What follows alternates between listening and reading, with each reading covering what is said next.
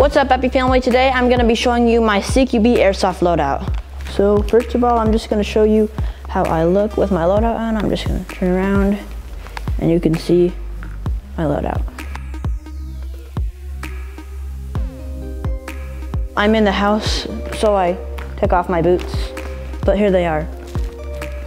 So let's just start with the boots. These are just simple tan combat boots. They've worked pretty good. I've actually used these CQB and outdoor. They work pretty good. First, I'm going to talk about my headgear, which I think is the most important part of your airsoft loadout because it protects your head. My helmet is a 6mm Pro Shop PJ style helmet. I'm just going to take it off and show you right here. Okay, so here's my actual helmet. I've had this for a few years, I think. I'm not sure, at least a year. But what I got on it is I got a GoPro NVG mount, so I can have the GoPro on top. I have contacts on here, which I mainly use for ear protection and turning on for hearing noise on the outside. I also have a microphone on them, which if I had a PTT, I could connect it to this wire here, connect it to my radio, talk, but I do not have a PTT, so just leaving it there to look cool for now. Also, to attach the contacts onto the helmet, I have these Z Tactical pieces here, and I just took off the headband on the contacts and attached this here. So that's that. And the wire across the back is held together with a patch. What I like about this helmet is it has the adjustable strap on the back for the size of your head. And also what's cool is what I would use if I didn't wear a mesh mask, but is still cool, is the strap down here, the chin strap. I like it a lot better than straps on like a bicycle helmet, because on the bicycle helmet straps, they'd go under your neck and they'd basically choke you. But on the strap here, it goes on your chin, which is much better than the other regular straps, in my opinion. I do not use it anyway, because it kind of gets in the way with the mesh mask. And then I just got some patches on the side, 1, 2. Next is my goggles, which is probably the most important part of your headgear. These are made by the brand Pyramix, and they are the iForce series goggles. They have dual pane anti-fog lenses on the front, which is why I love them. I've been wearing these for a while and I love them because they've never fogged on me. Every once in a while I wipe out the lenses because they do get a little dusty. They came with 2 straps. The one I have on here right now is the elastic band strap. Just put it over my head. It goes on like that. And you can also, the other strap it comes with is the strap also with an elastic band on the back, but here it has hard pieces like on sunglasses. On the one with the sunglass pieces, you can actually take the strap off of the back and just wear these like sunglasses if you want to, but I just wear them like this. I also use them as just shooting goggles when I'm shooting my airsoft guns. So here they are, the iForce Pyramix goggles. Also, why I like these is they're full seal, but they're not like other goggles that are big and boxy where you feel like your eyes are inside a box. These are, even though the frame are actually smaller than goggles, it's just, you feel like your eyes are more out in the open, not like in a box of goggles. And they got 1 strap on the back, so they're very comfortable goggles. Next, my mesh mask. It took me a while to find one like this. It's one of the metal mesh masks, and I wore for like barely at all a regular, I mean not a regular, but one of the mesh masks with the foam sides. I did not like it because it messed up my cheek, and it's fine now. But I like the metal mesh masks because they don't irritate your skin or anything, which happened in my cheek on the half foam mesh mask. So that's why I like the metal one. It fits perfectly with my goggles actually, which is nice. And unlike most mesh masks now with 2 straps, which makes it kind of uncomfortable when you put a helmet over it, this only has 1. And I got this in tan. And by the way, in the description of the video, I'll have the links to all the gear I have. And if I can't find the exact link, I'll put a similar one, or the most similar link I can find. Here's my shamag. I wear it over my neck like this. All it really does is absorb sweat and protect my neck. So it's pretty nice. Now my plate carrier. So first, I don't actually use this in CQB, it's just my radio. I use in outdoor games, mainly bigger outdoor games. Then, I have the Condor, my plate carrier is the Condor MOPC. And it's really nice. You can have a front and back plate, and you can also hold the side plates, which is nice protection. Then, on the front, I just got some patches right here. I got the Elite Force dead rag. It's really simple to use. Just open it like that, and put it in here, back like this. Now, on the front, what I hold my magazines with is also made by Condor. In fact, I think all the stuff on my plate carrier is made by Condor. Now, this is a Condor triple double stacker magazine holder. Normally on outdoor games, I hold 6 magazines. In CQB, I just hold 3. I use the KWA K120 magazines. I've been using them for a while, and I don't have any problems with them. KWA K120 magazines. You see them right here. You can find them online. Next, here is a Condor sidekick pouch. On this pouch, I mainly just hold like Band-Aids and gauze pads. I got an extra speed loader, and here I got Band-Aids, gauze pads, and an extra dead rag. Close this up here. Okay, next on my plate carrier, I have just these 2 little pistol mag pouches right here. I haven't actually used these yet. I just put them on just in case. I might use them later. But they would hold a pistol magazine pretty nice. Just put one in, boom. Take it out. Okay, next on my plate carrier. So what I've done to have my gun just hang from my plate carrier is first, I got my sling here, and it just hangs like this. What I've done is I got my sling, and in the shoulder pads, I opened them and put the sling through, and on the back, I attached it to the molly with a carabiner. This isn't my idea, I found it somewhere online. It holds it in pretty good, actually. The carabiner works. And the straps hold the sling in tight. So it works pretty good. Mainly it helps with outdoors, where you're not having your gun up the whole time, like in CQB. And outdoors, if you're just walking around, or going somewhere, and if you don't want to have your gun running with it the whole time, it can get heavy. You can just have this on. So I also got like 3 patches on the back. I got 2 PVC hex patches, an Armenian flag, and an EVIC patch, and I got a Texas flag on the back. That's 3 plus the 2 on front. I have like 5 patches on my plate carrier and all. Next, oh yeah, on my plate carrier also I have a little carabiner here that just holds my gloves. My gloves are mechanics gloves. They work pretty good, just tan mechanics gloves. You can find them anywhere online.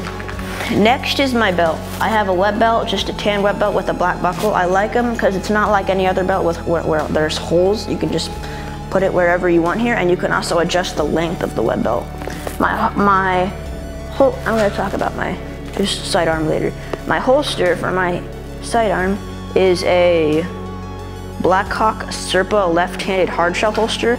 This is like the 3rd holster I've used, but I like it a lot. First of all, because it is a hardshell holster, and it's easy to put your handgun inside and take it out of the holster. And it's left-handed, which I like a lot because I am left-handed, and it kind of sucked to have a right-handed holster to pull it out and then switch to your left hand, which is a nice thing because you don't find left-handed holsters that often. Also, it's just a regular handgun holster on your hip. I don't like the drop leg ones because they're really big and bulky, and I want to have the least amount of weight as I can have. Next, my pants. Whenever I play CQB, I just wear black jeans. In CQB, you don't really need camo or anything.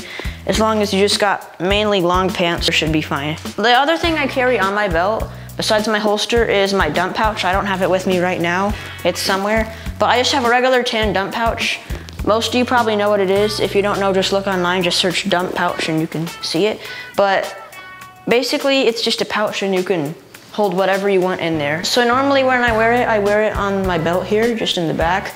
Basically, the only reason I even use it is so whenever I'm out of ammo, instead of putting the magazine back in here, which takes a long time, if I need to reload faster, I just drop it in the dump pouch and pull a new magazine out. And it works pretty good, actually. Next, my weapons. First, I'll just talk about my sidearm. I've had this for a year or 2. It's my Colt 1911 A1 Tactical. I only had one magazine for it. That's all I've ever needed.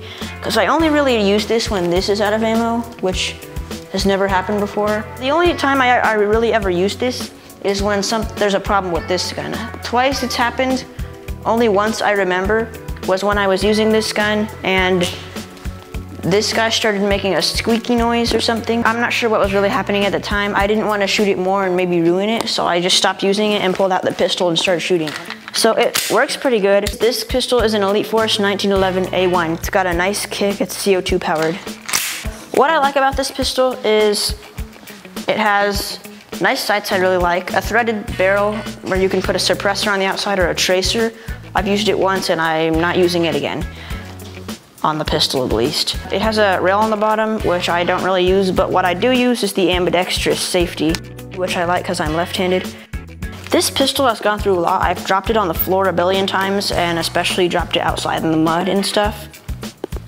And it still survived. My safety, I've actually lost one of the safeties on this. Like the safety literally just broke off and fell down. And this thing, it just doesn't care. It just still works. Now I got a new safety for it and replaced the safety. It is also a CO2 blowback pistol. Next, my main gun, which I use in CQB. I've also had this for a few years. This is my Ares Amoeba AMO-1-4. The nickname for this guy is the Honey Badger. This is a really nice gun. You can shoot really fast with this. It has a good gearbox, actually. A stock that's adjustable. It's not like other stocks where you have so many positions. You only got 2 positions, inside and outside. Usually on CQB, I just keep it inside because I just like to walk around like this. On the rails, I do not keep anything except for one little Picatinny rail attachment where I keep my flashlight, which I recently started using and I love in CQB. On my CQB loadout, I just electrical taped the little pressure pad for the flashlight. So I can basically just run around and pressure pad. If somebody comes in front of me, it'll like flash in their eyes. Flashlight, just pressure pad like that. This flashlight also has a button attachment. This Amoeba will hop up here. It has a rotary style hop up, which I like a lot, and it actually does work pretty good. I don't keep anything on the Picatinny rail on top because I never aim in CQB at all. It's got an oversized magazine release and a fake bolt release that does nothing. What else do we have? Okay, internally, I've done really nothing to this except put a weaker spring inside so I could use it for CQB under 350 FPS with 0.2 gram BBs. Basically what I've done to the outside is took off literally everything it had on it. The sights, the Picatinny rail, everything. The cold handguard feels nice with instead of the plastic Picatinny rails, also holding the plastic Picatinny rails would kind of like be uncomfortable for your fingers. In CQB, I don't use a grip or I don't use a foregrip or an angle grip or a hand stop or anything. I just like to hold it like this. So yeah, externally, took everything off. All I really have on is this flashlight. Yeah, that is about it. This is all I've really had to say with this gun. It has gone through, not a lot, but it has gone through a little bit. Once a tooth on the spur gear in the gearbox broke off here, it still did work, kind of. It shot, but it basically shot like 2 feet, like less than a Nerf gun. I very soon figured out what happened, and once the spur gear was replaced, it works perfectly now. It's very light. It's got a polymer lower and upper receiver, actually. Polymer stock. Metal on here really are the magazine release, the trigger. Everything in the front's metal. You got a metal hand grip, a metal outer and inner barrel, a metal fake suppressor right here. And all these little pieces, the selector switch, the trigger, the fake bolt release, the mag release, that's all metal. But besides that, because of the polymer lower and upper receiver, it's really light. I can just hold it with my hand like this. And metal dust cover.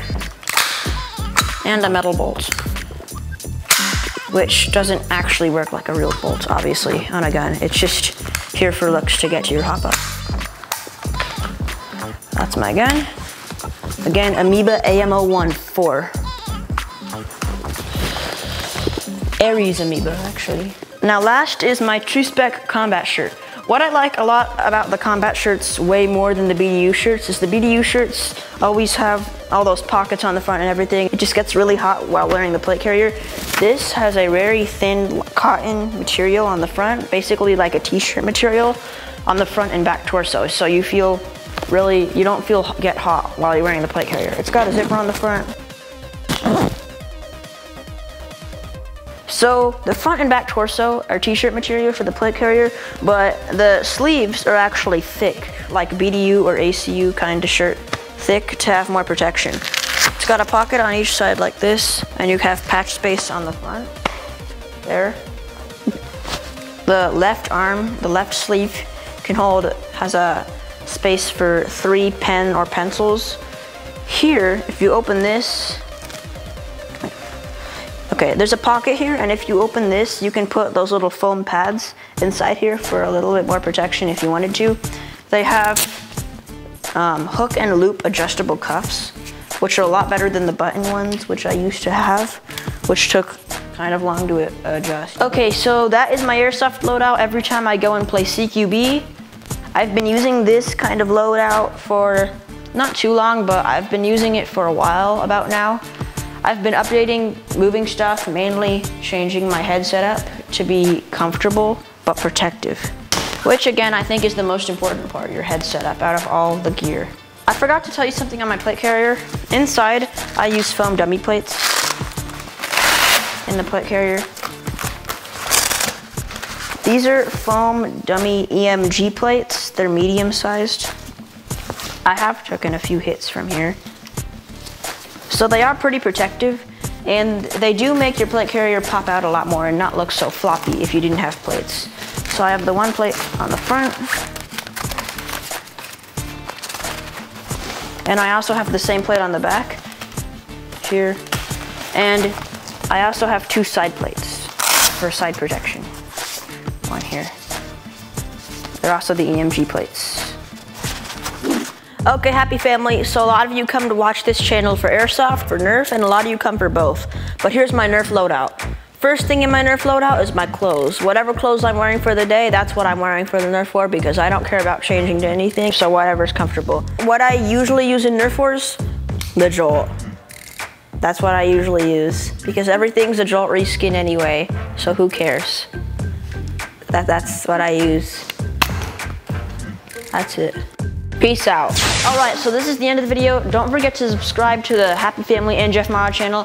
Hit the notification button and be happy. Peace out.